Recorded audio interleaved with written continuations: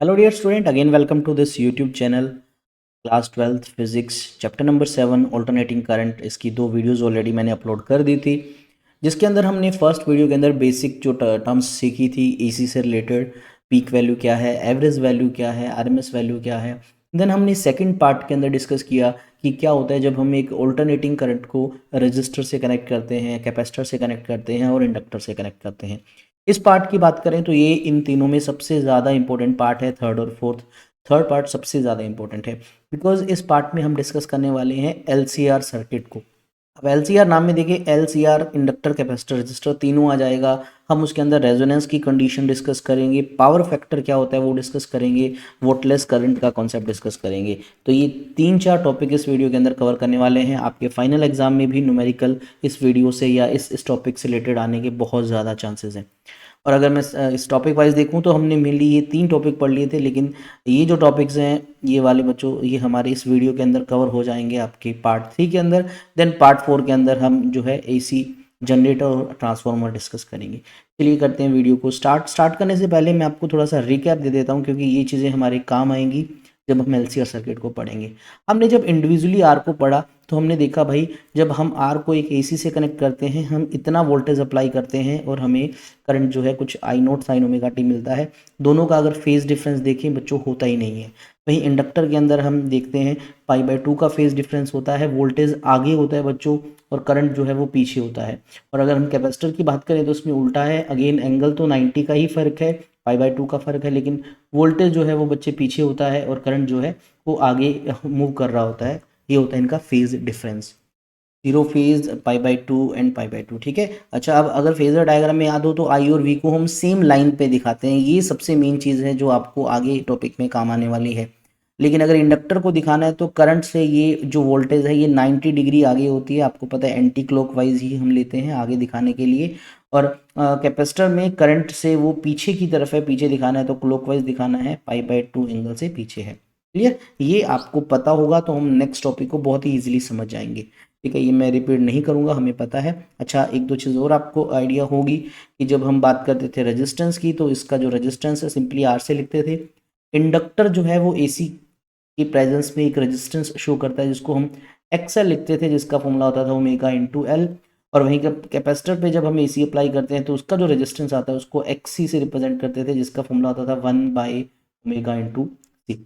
चलिए अब हम डिस्कस कर सकते हैं। आज का हमारा जो टॉपिक है वो है एसी वोल्टेज जब हम एक एलसीआर सर्किट के साथ कनेक्ट करें। अब यहाँ पर एक वर्ड मैं तुम्हें हाईलाइट करना चाहूँगा, सीरीज एलसीआर सर्किट। हमारे जो सिलेबस के अंदर एलसीआर सर्किट है वो सीरीज वाला है। सीरीज वाला मतलब ये जो एलसीआर, ये जो तीनों कंपोनेंट है ये सीरीज में कनेक्टेड है। हाँ, कुछ बुक्स में आर एल सी भी लिखा हो सकता है, यानी इन एलसीआर के जो ये जो 3 अल्फ़ाबेट्स हैं आगे पीछे हो सकते हैं, लेकिन डिस्कस सेम ही चीज़ करेंगे हम। तो हमने मान लिया अभी हमारे पास 3 जो कंपोनेंट है, हमारे पास एक प्योर रजिस्टर है, एक कैपेसिटर है और एक इंडक्टर है। और साथ में क्या है, हमने उसको एसी से कनेक्ट कर दिया। एसी से कनेक्ट करने का मतलब हमने जो इनपुट अप्लाई किया है वो अल्टरनेटिंग है, V naught sine omega t, हमने ये अप्लाई कर दिया। और हम करंट भी कैलकुलेट करेंगे, सर्किट का टोटल रेजिस्टेंस कैलकुलेट करेंगे, हम फेज डिफरेंस देखेंगे, हम साथ में जो है इनका डायग्राम भी डिस्कस करेंगे। तो ये सभी चीज़ 1 बाय 1 डिस्कस करते हैं। तो हमने सबसे पहले कंसिडरेशन में लिखा भी हमारे पास आर सी और एल है, हमने उनको एसी से कनेक्ट कर रखा है। अब इम्पीडेंस, इम्पीडेंस होता क्या है, अब अगर आप इंडिविजुअल देखोगे तो बच्चों 3 रेजिस्टेंस दिख रहे हैं आपको। इसके पास आर है, इसका जो रेजिस्टेंस है उसको एक्स सी से लिखते हैं बच्चों, इसके रेजिस्टेंस को एक्स एल से लिखते हैं, है ना। 3 रेजिस्टेंस है और आपको डायग्राम वाइज ये तीनों सीरीज में लग रहे हैं, बट इन तीनों का जो टोटल रेजिस्टेंस आएगा वो कुछ अलग तरीके से कैलकुलेट होता है। और इस तीनों के टोटल रेजिस्टेंस को हम बोलते हैं इम्पीडेंस। और हमें अभी जो है इम्पीडेंस कैलकुलेट करना है। इसको कैलकुलेट करने के 2 तरीके हैं हमारे सिलेबस में। फेजर डायग्राम वाला है, यानी हम फेजर डायग्राम की हेल्प से इम्पीडेंस कैलकुलेट करेंगे, जो बहुत ही ईजी तरीका है। सबसे पहले देखो, ये जो वोल्टेज है इसका कुछ पार्ट यहाँ पर कंज्यूम हो जाएगा, मीन्स वोल्टेज ड्रॉप हो जाएगा। क्या मैं उसको वी आर लिख दूँ, आर मीन्स रेजिस्टेंस पे जो वोल्टेज कंज्यूम होगा, और कुछ वोल्टेज यहाँ कंज्यूम होगा इस कैपेसिटर पे, तो उसको मैं वी सी लिखूंगा। और जो बाकी बचा वोल्टेज है वो इस इंडक्टर पे कंज्यूम होगा, उसको मैं वी एल लिखूंगा।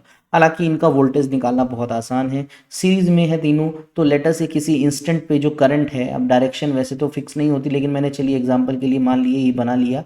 तो किसी इंस्टेंट पे करंट अगर आई है तो तीनों में करंट तो सेम होगा बिकॉज सीरीज में है। तो अगर मैं पहले रेजिस्टेंस के अक्रॉस वोल्टेज ड्रॉप यानी वी आर कैलकुलेट करता हूँ, ठीक है, तो वी आर कैसे निकालोगे, करंट तो आई है मल्टीप्लाई बाय रेजिस्टेंस, रेजिस्टेंस इसका आर है। वी एल अब इंडक्टर पे देख लो, तो इंडक्टर पे क्या होगा, करंट इंटू इंडक्टर का रेजिस्टेंस, जिसको हम लिखते हैं एक्स एल से। इसी तरह से कैपेसिटर का देखना है तो आई इंटू एक्स सी। तो तीनों का हमने पोटेंशियल ड्रॉप लिख लिया जो तीनों पे हो रहा है। अब ध्यान से सुनना, ये सबसे मेन पार्ट है जो आपको समझना है। अब ये तीन हमारे पास वोल्टेज ड्रॉप हैं, वी आर, वी एल और वी सी, बट करंट हमारे पास एक सिंगल है। अब इन तीनों में शायद आपको मैं कुछ बताना चाहता हूँ, फेजर डायग्राम मैं पहले अलग से आपको समझा देता हूँ डिटेल में, फिर आगे डेरिवेशन करना तो बहुत ईजी है। ये जो मैं भी कर रहा हूँ ये सिर्फ समझाने के लिए है, बाकी नेक्स्ट पेज पे ये लिखा हुआ है ऑलरेडी। तो हमने क्या किया, एक सिंगल डायग्राम में हमने चार चीज़ें दिखानी है। अब बोलोगे सर चार चीज़ें कौन सी है, भाई हमारे पास एक है वी आर, एक है हमारे पास वी एल, एक है वी सी और है आई। आई को सिंगल क्यों लिखा, क्योंकि तीनों में करंट तो सेम है। तो चार चीजें हमें एक सिंगल डायग्राम में दिखानी है। तो मैंने क्या किया, सबसे पहले किसी एक को दिखा दो। अब आप बताओ किसको दिखाएं, सबसे पहले हम करंट को दिखा देते हैं, क्योंकि करंट जो है वो तीनों के लिए सेम है, कॉमन है। तो मैं क्या करता हूँ, करंट को रिप्रेजेंट कर देता हूँ। तो करंट के लिए हम एक लाइन बना देते हैं, लेटर से हमने एक एरो वाइज बना दिया ये, ठीक है बच्चे। तो हमने इसको दिखा दिया करंट को। अब आप बोलेंगे कि सर क्या हम ऊपर भी दिखा सकते हैं, यस ऊपर भी डायग्राम बना सकते हैं, मैंने यहाँ बना दिया, कोई फर्क नहीं है। तो ये किसको दिखाया हमने, करंट को, तो मैंने यहाँ लिखा आई नोट, क्योंकि आपको पता होगा ये जो पूरी होती है ये मैक्सिमम वैल्यू होती है इसकी।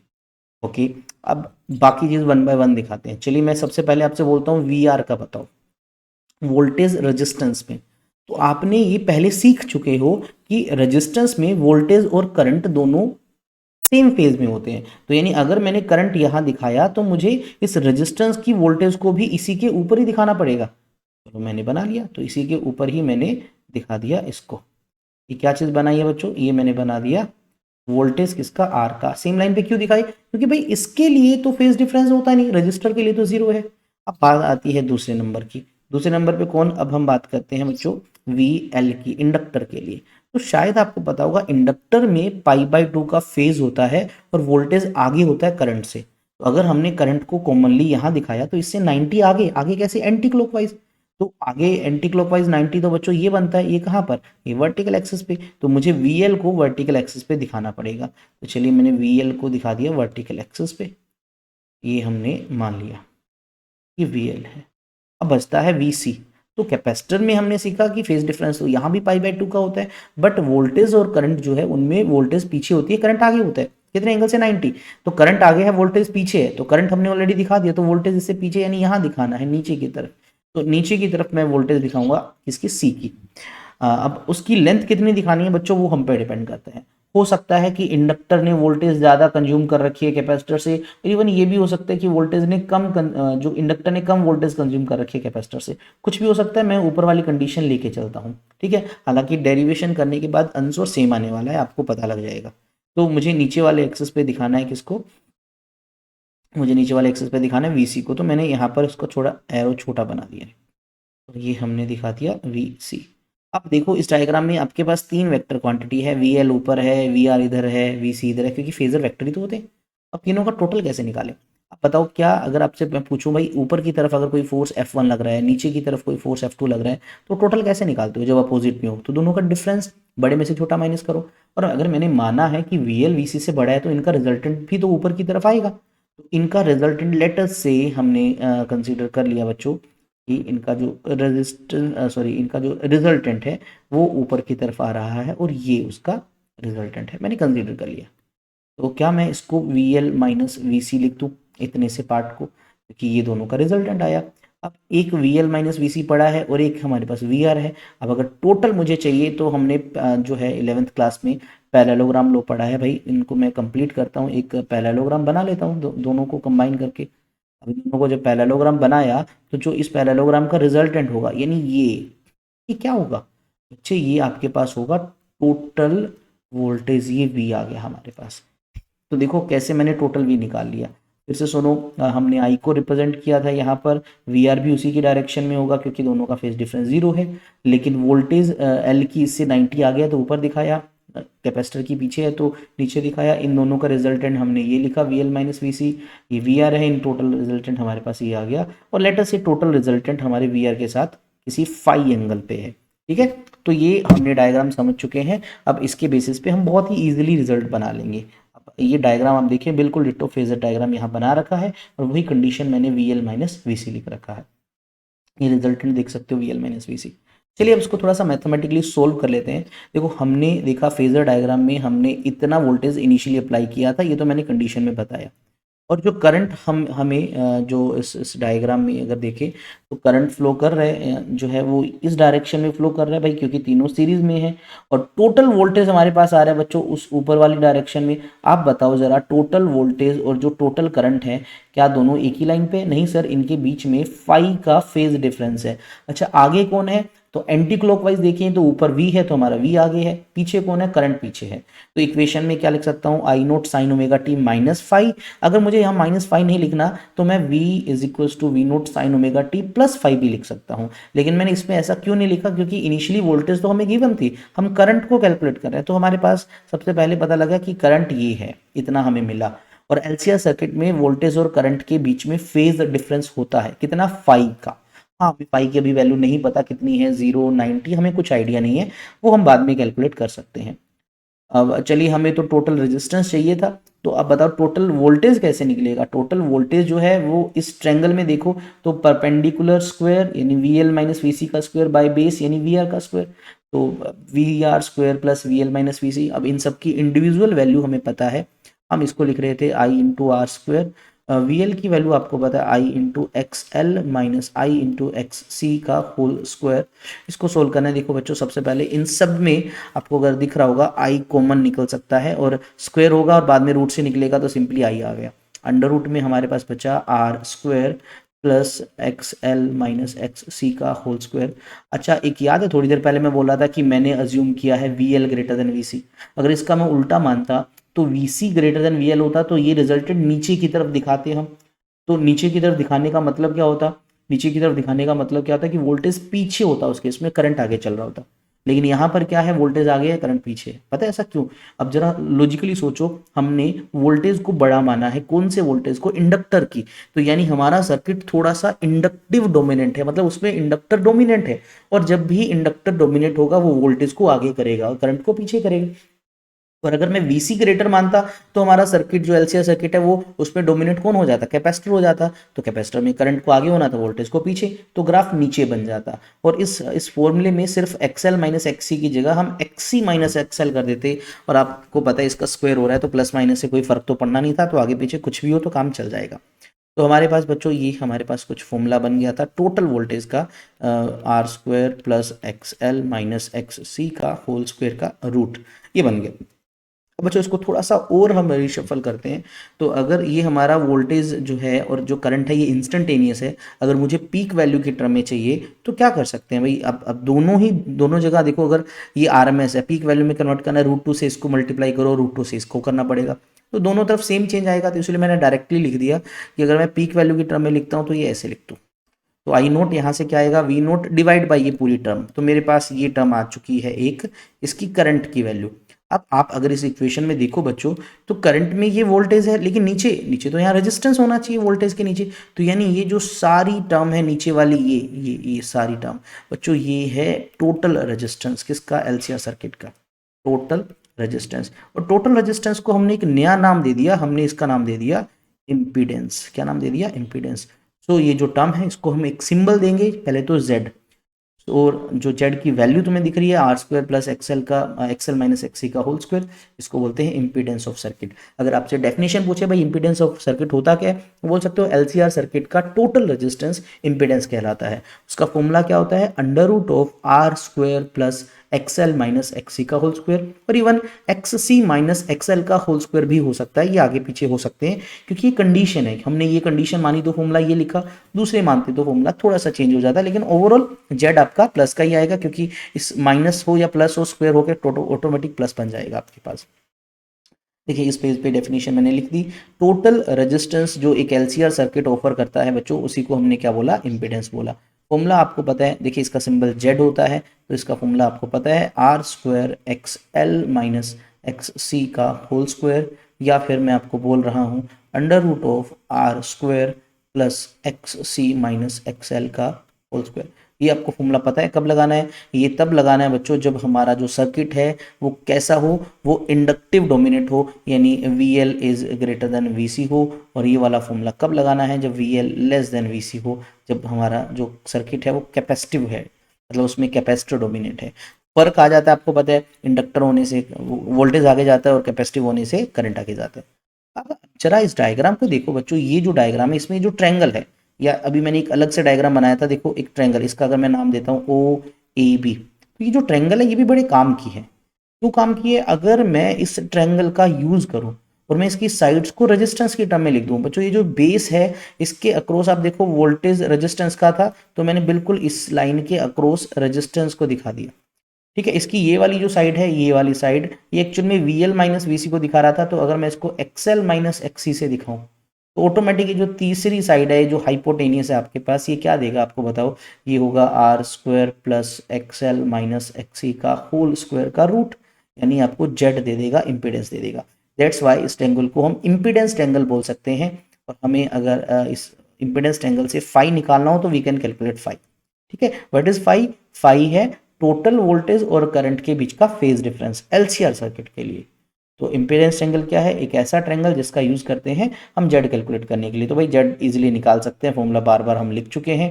ठीक है, फिर भी लिख देता हूँ X R square X L minus XC का होल स्क्वायर। देखो बाय डिफॉल्ट मैं ये फर्स्ट फॉर्मूला ही यूज करूंगा, आप याद रखना, हाँ चाहो तो दूसरा भी हम यूज कर सकते हैं। तो ये इंपीडेंस ट्रायंगल आपको दिख रही होगी। अब ये जो एंगल है फाई, ये है फाई, फाई है क्या, फाई है फेज डिफरेंस। किसके बीच का फेज डिफरेंस है, ये है V और I के बीच का, सर्किट पे टोटल कितनी वोल्टेज अप्लाई की और जो करंट फ्लो कर रहा है। कैसे निकाल सकते हो फाई, मुझे बताओ। आप इस फाई का टेंजेंट भी निकाल सकते हो, आप इसका कोस भी निकाल सकते हो, भाई जो तुम्हें रिक्वायर्ड हो। तो अगर मैं टेंजेंट ऑफ फाई निकालता हूँ तो टेंजेंट क्या होता है, परपेंडिकुलर यानी XL minus X C divide by R. और अगर मुझे इसका कोस फाई चाहिए, क्योंकि आप पढ़ोगे बच्चों इस चैप्टर में, आपको कोस फाई का भी एक इंपॉर्टेंट फंक्शन पता लगेगा। अगर मुझे कोस निकालना है तो आपको पता होगा पंडित बद्री प्रसाद हर हर बोले, यानी अगर आप बेस को हाइपोटेनियस से डिवाइड करो तो कोस आ जाता है। बेस हमारा आर है, हाइपोटेनियस हमारा जेड है, जिसको हम लिख सकते हैं under root of R square plus X L minus X C का होल स्क्वायर। तो ये हमारे पास दो एंगल आ जाते हैं। साइन निकालना हो निकाल सकते हो, लेकिन इस चैप्टर में उसका कोई ज़्यादा यूज नहीं है। ठीक है, टेन फाई, क्योंकि ज़्यादातर एंगल्स निकालने के लिए हम टेन फाई ही यूज़ करते हैं, और कोस फाई को बच्चों हम पावर फैक्टर बोलेंगे, हमारा एक टॉपिक है, इसलिए मैंने ये भी निकाल के दिखा दिया। चलिए अब ग्राफ पे आते हैं। आपको पता है वी को हमने लिखा V naught sine omega t, current इससे फाई एंगल पीछे चल रहा है, तो मैंने उसको लिखा I naught sine omega T minus phi. हमें इस फाई की अभी वैल्यू नहीं पता, क्योंकि ये एक्सएल और एक्सी और आर तीनों की वैल्यू डिसाइड करेगी कि फाई कितना है। तो 90 होता तो मुझे पता है ग्राफ कैसा बनाना था। ठीक है, अगर मुझे कोई और एंगल पता तो ग्राफ पता लग जाता, लेकिन अभी नहीं पता रेंडमली। तो हम क्या करेंगे, जब हम इसका पहले तो देखो फेजर बनाते हैं, फेजर और दोनों बना लेते हैं। ठीक है, आप देखो यहाँ पर जो फेजर बना रखा है ये वाला, ये हम बनाते हैं, कैसे बनाया इसको।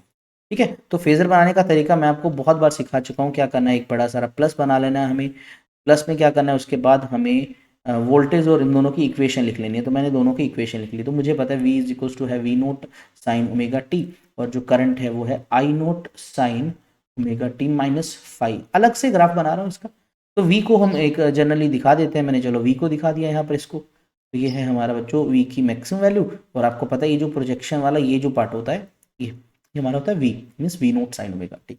ठीक है, ये एंगल है इसका ओमेगा टी। ओके, अब करंट को दिखाना है, इससे पीछे दिखाना है। पीछे कहाँ, ऊपर नहीं, नीचे की तरफ। कितना एंगल से, फाई। अब मुझे फाई की वैल्यू नहीं पता कितनी है। ठीक है, मुझे फाई की वैल्यू नहीं पता, तो आप रेंडमली कोई एंगल ले लो। अब नीचे की तरफ है तो मैं मान लेता हूँ ये एंगल है थोड़ा सा फाई। ठीक है, 90 भी नहीं बना रहा बच्चों, ध्यान रखना।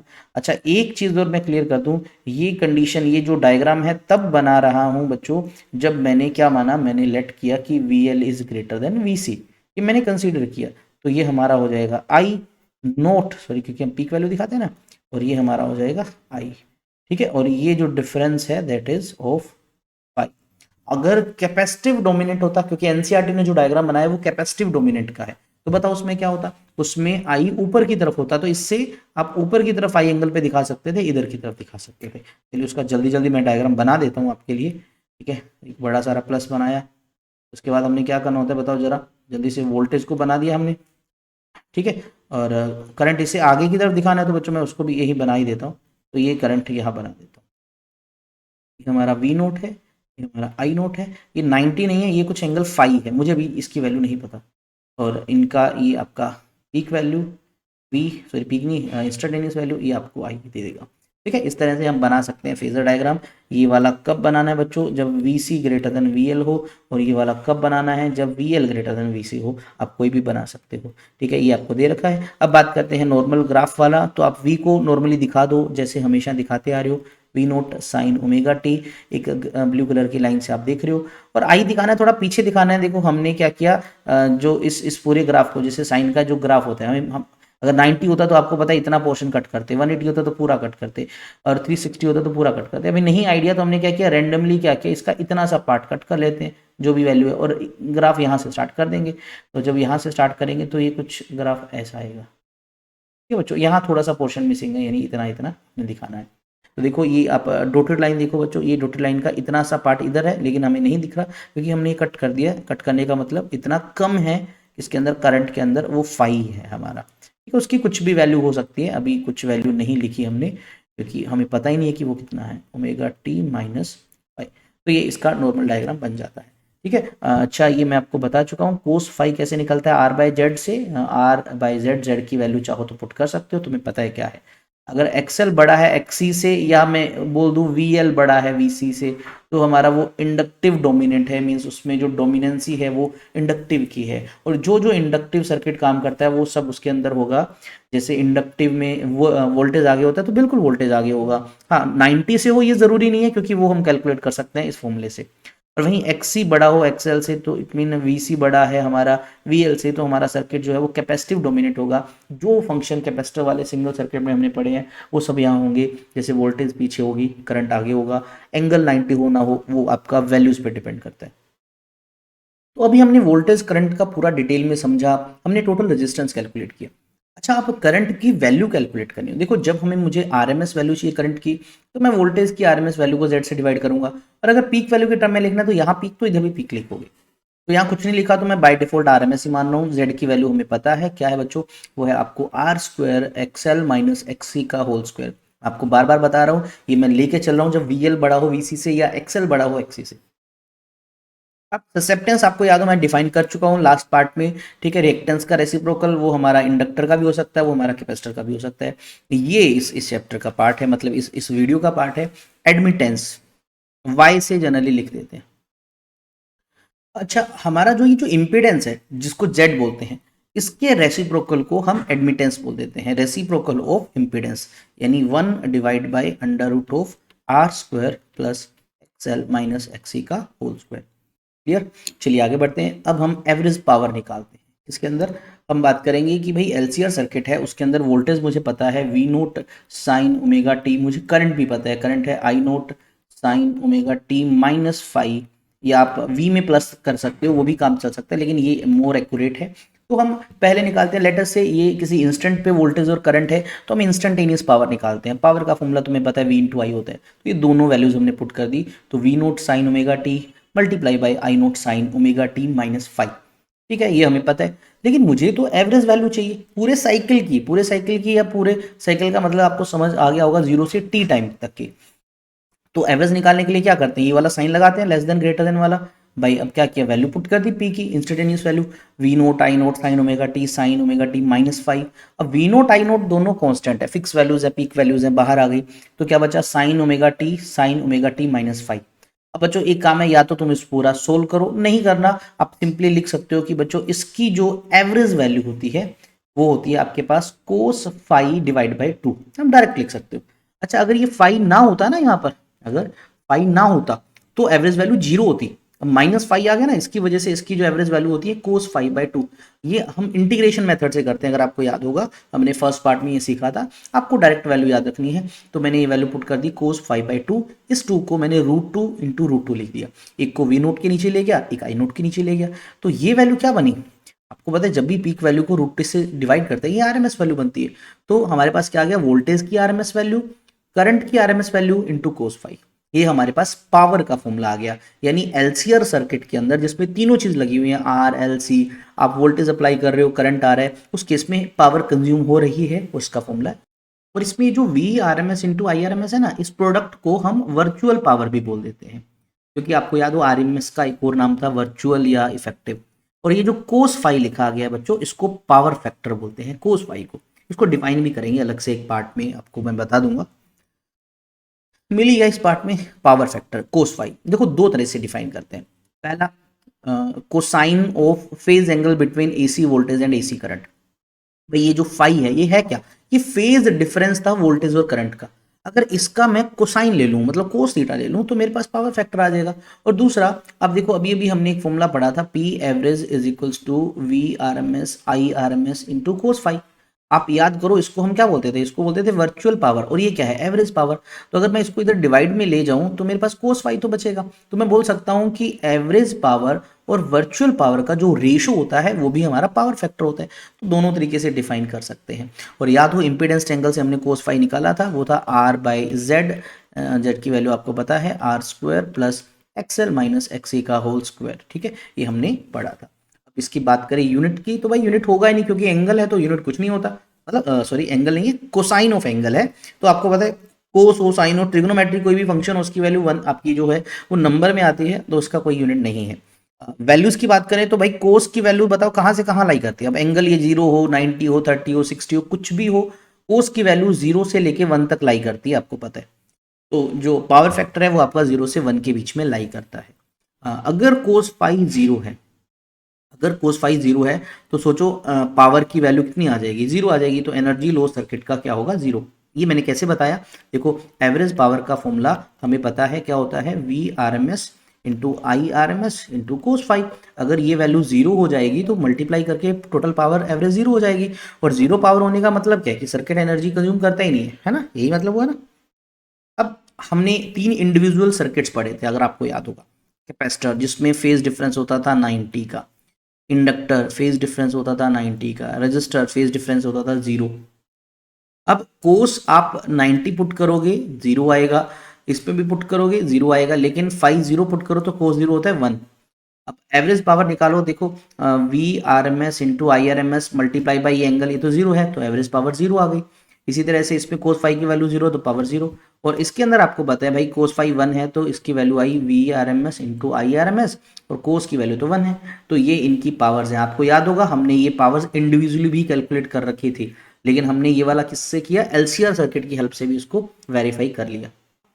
एलसीआर सर्किट का सबसे मेन पार्ट मतलब हमने डिटेल्स पढ़ ली, अच्छा ठीक है, ये करंट होता है, ये वोल्टेज होता है, ये इंपीडेंस होता है। इसकी एक स्पेशल कंडीशन है एलसीआर सर्किट की। जब एलसीआर सर्किट सीरीज में कनेक्टेड होता है ना, तब एक बड़ी ही स्पेशल कंडीशन है, इसको बोलते हैं रेजोनेंस कंडीशन। रेजोनेंस क्या है मैं आपको बताता हूँ। देखो अगर एक एलसीआर सर्किट है, हमारे पास तीनों चीजें लगी हैं सीरीज में। अब आपको पता है भाई उसमें हम वोल्टेज फ्लो करवा रहे हैं, मतलब हमने वोल्टेज अप्लाई की, वो अल्टरनेटिंग करंट है, अल्टरनेटिंग वोल्टेज है, तो उसकी फ्रीक्वेंसी तो कुछ होगी। तो क्या करें हम, उसकी एक ऐसी पर्टिकुलर फ्रीक्वेंसी सेट कर देते हैं, एक ऐसी पर्टिकुलर फ्रीक्वेंसी होती है जिसपे क्या होता है कि वो सर्किट, वो जो एलसीआर सर्किट है, वो जो करंट हमें दे रहा होता है वो हो जाता है मैक्सिमम। यस क्या है, मैं फिर से सुनो, एलसीआर सर्किट है, एलसीआर तीनों जुड़े हैं सीरीज में। हम क्या करते हैं, इनपुट की एक ऐसी फ्रीक्वेंसी सेट करते हैं कि करंट हमारा मैक्सिमम हो जाता है। इस कंडीशन को रेजोनेंस बोलते हैं, या इसका इस पूरे सर्किट का नाम उस टाइम क्या कहलाता है, सीरीज रेजोनेंट सर्किट। ये होता कब है मैं अभी आपको बता देता हूं, ठीक है। तो ये जो होता है ये तब होता है जब एक्सएल और एक्सी, अब आपको पता है 3 चीजें, हालांकि उसके अंदर आर भी है, एक्सएल भी है, एक्सी भी है, बट जब एक्सएल और एक्सी बराबर हो जाते हैं ना, अब आप बताओ इंपीडेंस का फॉर्मूला आपको याद होगा, R square XL minus XC का होल स्क्वायर। अगर ये दोनों इक्वल है तो क्या हमारे पास रेजिस्टेंस कुछ ऐसे बचेगा, ये हमारे पास आर आ जाएगा। तो जो इंपीडेंस पहले हुआ करता था R square plus XL minus XC का होल स्क्वायर, अब वो इंपीडेंस सिर्फ आर हो गया।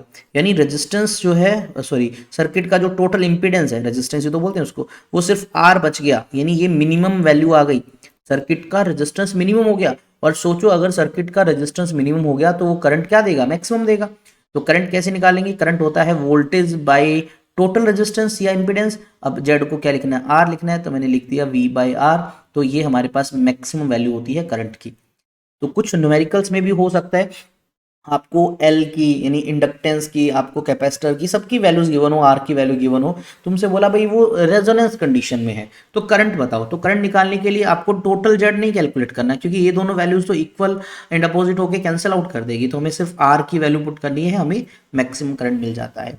और वो जो फ्रिक्वेंसी जिस पे ये काम हुआ, वो पर्टिकुलर फ्रिक्वेंसी एसी की जिस पे ये काम हुआ, उसको रेजोनेंट फ्रिक्वेंसी बोलते हैं। क्या बोलते हैं, रेजोनेंट फ्रीक्वेंसी। अच्छा ये कम हुआ कब, जब एक्सएल और एक्सी बराबर हुआ। अब दोनों की वैल्यू पुट कर दो। अब एक्सएल की वैल्यू होती है ओमेगा इंटू एल और एक्सी की वैल्यू होती है बच्चों ओमेगा इंटू सी। तो मुझे दोनों को इक्वेट करना है और ये फ्रीक्वेंसी थोड़ी सी स्पेशल है, इसलिए मैंने ओमेगा नोट लगा दिया दोनों के साथ। अब ओमेगा नोट का जो स्क्वायर बना उसको उधर ले जाओ ना, तो ये बन गया 1/L इंटू सी।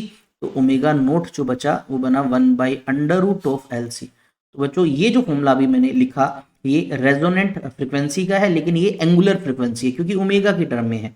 अगर मैं इसको नॉर्मल फ्रीक्वेंसी की टर्म में लिखूं तो इसको मैं लिख सकता हूं 2 pi into resonant frequency. F symbol भी लगा सकते हो, ये सिंबल भी लगा सकते हो, 1/√LC। तो यहाँ से फ्रीक्वेंसी का फॉर्मूला क्या बना, आपका बना 1/2 pi under root of L into C. तो ये जो फॉर्मूला बना ये बना रेजोनेंट फ्रीक्वेंसी का। तो अगर आप एसी सर्किट है जो हमारा जिसमें एलसीआर लगा है, हमने जो इनपुट वोल्टेज दी, अगर उसकी फ्रीक्वेंसी इतनी है ना, उस कंडीशन में रेजिस्टेंस मिनिमम होगा, वो करंट मैक्सिमम देगा। ओके देखो मैं सारी बातें इंडिविजुअली बता देता हूँ भी। अगर रेजोनेंस है, सीरीज रेजोनेंस, हम सीरीज तो पढ़ रहे हैं, एक्सएल एक्सी के बराबर होते हैं, यस होता है। क्या उस टाइम वीएल वीसी के बराबर भी हो जाएगा, बिल्कुल हो जाएगा। बिकॉज एक्सेल का मतलब एक्सेल रेजिस्टेंस है, वोल्टेज बाय करंट लिख सकता हूं। वोल्टेज किसकी, इंडक्टर की divide by current is equals to voltage किसकी, कैपेसिटर की divide by current. Current same लेना है क्योंकि सीरीज में अगर ये दोनों कैंसिल हो जाए तो वीएल और वीसी भी तो बराबर हो जाएंगे। तो कुल मिला के एक और बात पता लगी भाई, रेजोनेंस तब होता है जब हमारे सर्किट में जितना वोल्टेज इंडक्टर कंज्यूम करता है अगर उतना ही कैपेसिटर कर ले तो भाई रेजोनेंस हो जाएगा। अच्छा उस केस में फेज डिफरेंस कितना होगा, ये भी बड़ी अच्छी बात है, फेज डिफरेंस भी बताओ वी और आई। तो फेज डिफरेंस हो जाएगा 0। इसको कई तरीके से मैं आपको बता सकता हूँ। देखो एक तरीका बताता हूँ सिंपल सा, आपको याद है कोस फाई, कोस फाई का फॉर्मूला होता था आर डिवाइड बाई जेड। और आपको पता है रेजोनेंस में आर और जेड बराबर होते हैं, तो इसको भी मैं क्या लिख दूं, आर लिख दूं। आर से आर कैंसिल, क्या आया 1 आया। तो कोस फाई की वैल्यू हमारे पास 1 आई। और वो पता है कब होता है, जब हमारा एंगल कितना होता है 0, यानी 0 डिग्री पे ही तो कोस हमें 1 देता है। 0 आया, इसका मतलब क्या हुआ कि हमारा जो वोल्टेज है और करंट है वो सेम फेज में हो जाते हैं। यस हमारा एलसीआर सर्किट जो नॉर्मल था उसमें वोल्टेज और करंट के बीच में 5 फेज डिफरेंस होता था, लेकिन हमने एक ऐसी फ्रिक्वेंसी सेट की कि उस केस में रेजिस्टेंस हो गया मिनिमम, उस केस में करंट हो गया मैक्सिमम, और साथ ही साथ वोल्टेज और करंट का जो फेज डिफरेंस है वो 0 हो गया। अच्छा बताओ मुझे, फाई 0 किस केस में होता था, जब हम अकेला रेजिस्टेंस पढ़ते थे तब, है ना। तो यानी ये हमारा रेजिस्टिव सर्किट बन गया, यानी जो सीरीज एलसीआर सर्किट है रेजोनेंस की कंडीशन में वो एक रेजिस्टिव सर्किट बन जाता है। तो इसीलिए उसका जो रेजिस्टेंस है वो मिनिमम हो गया और किसके इक्वल हो गया, आर के। देखो रेजिस्टेंस का फॉर्मूला, इंपीडेंस का फॉर्मूला, उसमें सिर्फ आर दिख रहा है आपको, तो ये हमारा रेजिस्टिव सर्किट बन गया। और करंट हमारा मैक्सिमम हो जाता है कितना, वी बाई आर। तो ये बहुत बहुत इंपॉर्टेंट पॉइंट्स हैं बच्चों जो आपको पता होना चाहिए। अब अगर मैं Z का इंपीडेंस का ग्राफ बनाता हूं फ्रीक्वेंसी के साथ, चाहे वो एंगुलर है या सिंपल फ्रीक्वेंसी, तो आपको पता है बच्चों Z की जो वैल्यू है वो क्या हो जाती है, Z यानी इंपीडेंस तो कम हो जाता है, मिनिमम हो जाता है। तो स्टार्टिंग में ज्यादा वैल्यू होती है, फिर ये कम हो जाता है, फिर ये बढ़ना स्टार्ट हो जाता है, क्योंकि एक्सएल और एक्सी की वैल्यूज ये डिसाइड करती हैं। तो ये जो लोवेस्ट पॉइंट है ना बच्चों, ये वही स्पेशल फ्रीक्वेंसी है जब Z हमारा किसके इक्वल हो जाता है, R के इक्वल हो जाता है। वहीं अगर मैं करंट का ग्राफ बनाता हूं बच्चों किसके साथ, ओमेगा या एफ के साथ, तो करंट बिल्कुल अपोजिट है। पहले करंट जो है इंक्रीज होता होता एक ऐसा पॉइंट पे आ जाता है जब करंट मैक्सिमम हो जाता है, और ये वही फ्रीक्वेंसी है बच्चों, कौन सी फ्रीक्वेंसी, हमारी रेजोनेंट फ्रीक्वेंसी। ये रेजोनेंट फ्रीक्वेंसी है और ये करंट की मैक्सिमम वैल्यू है। कितनी होती है बच्चों, ये V बाई आर होती है इस केस में, ठीक है। उसके बाद फिर हमारा करंट डिक्रीज होना स्टार्ट हो जाता है। तो दोनों में ध्यान रखो, करंट पहले इंक्रीज होता है फिर डिक्रीज होता है, ऐसे यहाँ रेजिस्टेंस पहले डिक्रीज होता है फिर इंक्रीज। ये एक ही पॉइंट पे मिनिमम वैल्यू देता है और ये एक ही पॉइंट पे मैक्सिमम वैल्यू देता है, और ये पॉइंट कौन सा है, हमारा रेजोनेंट फ्रीक्वेंसी वाला। ओके अब वेरिएशन की बात कर ही लेते हैं भाई, Z की F के साथ क्या रिलेशन है। जो इम्पीडेंस है क्या वो एफ पे डिपेंड करता है? यस करता है।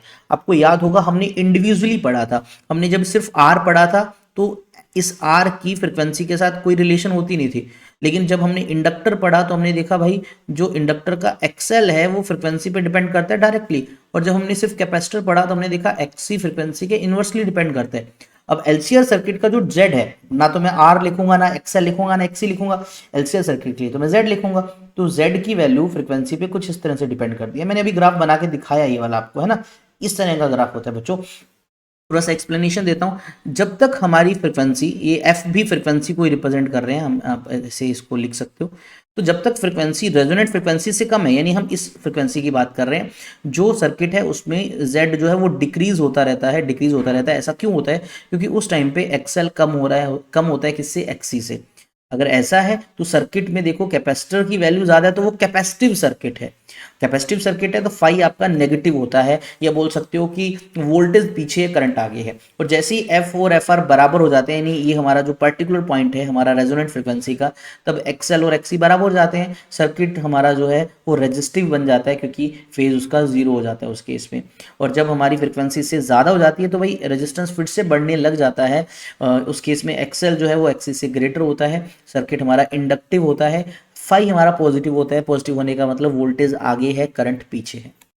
ये सब बातें मैं आपको बता चुका हूँ। ये सब रेजोनेंट की कंडीशंस है। क्या देखो, जेड मिनिमम होता है, आर के इक्वल करंट मैक्सिमम होता है, ई बाई जेड। ई को आप वोल्टेज वी लिख दो भाई, इसको सिंबल वी से लिख दो। फाई हमारा जीरो हो जाता है, कोस फाई वन हो जाता है। ये वन क्यों हुआ?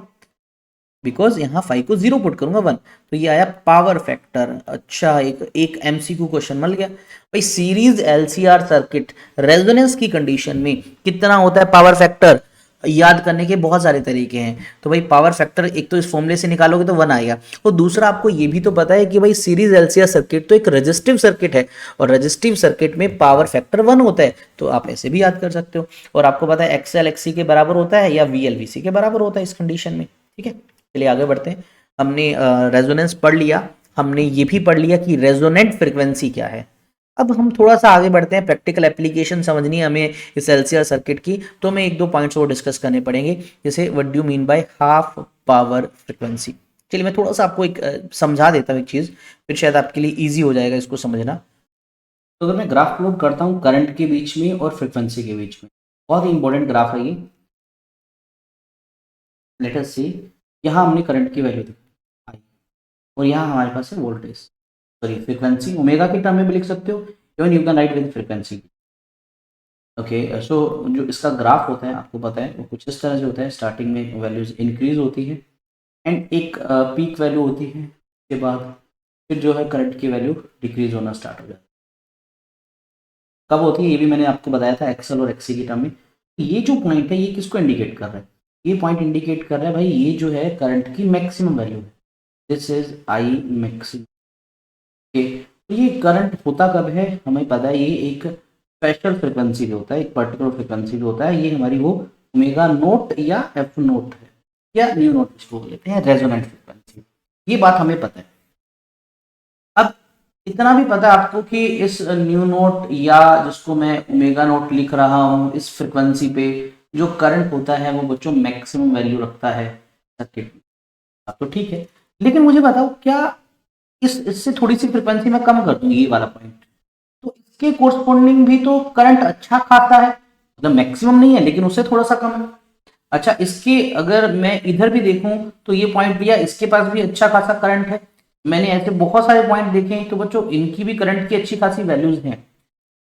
तो इस मैक्सिमम करंट के आसपास की जो फ्रिक्वेंसी है, मतलब इस रेजोनेंट फ्रिक्वेंसी के आसपास की जो फ्रिक्वेंसीज हैं, इन पे भी करंट मैक्सिमम तो नहीं है लेकिन अच्छी खासी वैल्यूज रखता है। तो हमने कहा भाई कोई एक ऐसी फ्रिक्वेंसी पहले मैं डिसाइड करता हूं जिस तक के करंट को मैं मान सकता हूं कि भी हाँ ये अच्छा खासा करंट है, सिग्निफिकेंट है। तो मैंने बोला देखो, अगर हमारा करंट मैक्सिमम यहां पर है तो इसका मतलब इस सिचुएशन में जो पावर होगी वो भी क्या होगी? मैक्सिमम होगी, यानी सर्किट हमारा मैक्सिमम पावर दे रहा होगा इस पर्टिकुलर पॉइंट पे, इस पर्टिकुलर फ्रिक्वेंसी पे। तो हमें एक ऐसा पॉइंट ढूंढना है जो पावर जो है वो हाफ हो किसके? हमारी मैक्सिमम पावर के।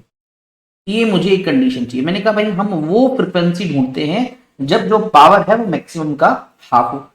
तो इस P को मैं लिखूं तो करंट वो उस पर्टिकुलर पॉइंट का I square into impedance Z is equal to half, और मैक्सिमम के केस में करंट हमारा आई मैक्स लिखूंगा, उसका स्क्वायर इंटू जेड, जेड से जेड कैंसिल हुआ।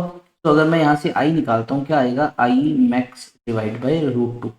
ये क्या आया, मुझे पता लगा कि जब करंट जो होता है वो मैक्सिमम करंट का 1/√2 टाइम्स होता है। तो अगर ये मैक्सिमम करंट है तो इसकी 1/√2 वैल्यू कहाँ होगी, तो लेटर से ये वो पॉइंट है, ये वो पॉइंट है जब करंट है वो क्या है, मैक्सिमम वैल्यू का √2 टाइम्स है, 1/√2 टाइम्स है। तो इस पर्टिकुलर करंट की खास बात क्या है बच्चे, इस करंट पे, इस पर्टिकुलर करंट पे जब हम पावर चेक करते हैं वो मुझे मिलती है मैक्सिमम की हाफ। अच्छा, यानी ये कौन सा पॉइंट है, ये हाफ पावर वाला पॉइंट है। इसके कोरस्पॉन्डिंग देखो तो एक ये पॉइंट आया और एक ये पॉइंट आया, और अगर इन दोनों पॉइंट्स को अगर तुम थोड़ा सा ध्यान से देखो तो इसके कोरस्पॉन्डिंग आपको यहाँ पर एक फ्रीक्वेंसी मिली और इसके कोरस्पॉन्डिंग भी आपको एक फ्रीक्वेंसी मिली। अच्छा, ये पॉइंट कौन से हैं, ये वो फ्रीक्वेंसी वाले पॉइंट हैं जिनके लिए पावर जो है वो मैक्सिमम की हाफ है। तो क्या मैं इन पॉइंट्स को हाफ पावर फ्रीक्वेंसी बोल सकता हूं, यस, इनको ही कहा जाता है हाफ पावर फ्रीक्वेंसी, वो फ्रीक्वेंसी जब पावर जो है मैक्सिमम का हाफ होता है।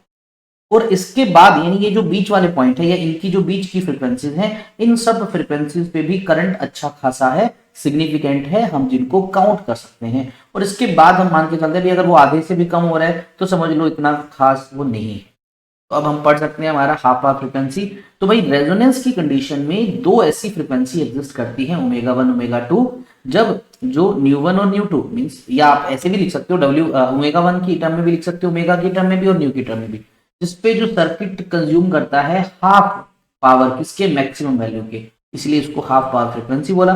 अगर यहाँ पर हमारी पावर मैक्सिमम है तो हाफ कहाँ होगी, तो हाफ कोई दो पॉइंट्स पे होगी। अच्छा, ये पॉइंट भी कैसे कैलकुलेट करने मैंने आपको बताया कि पावर मुझे मैक्सिमम का हाफ चाहिए, तो इसकी वैल्यू लिखी आई स्क्वायर जेड, इसकी लिखी I max square Z, Z से जेड कैंसिल हुआ तो आई हमारे पास आ गया। यानी जब करंट जो है मैक्सिमम वैल्यू का 1/√2 टाइम्स, 1/√, आप अगर सोल्व करें तो ये 0.707 आ गया।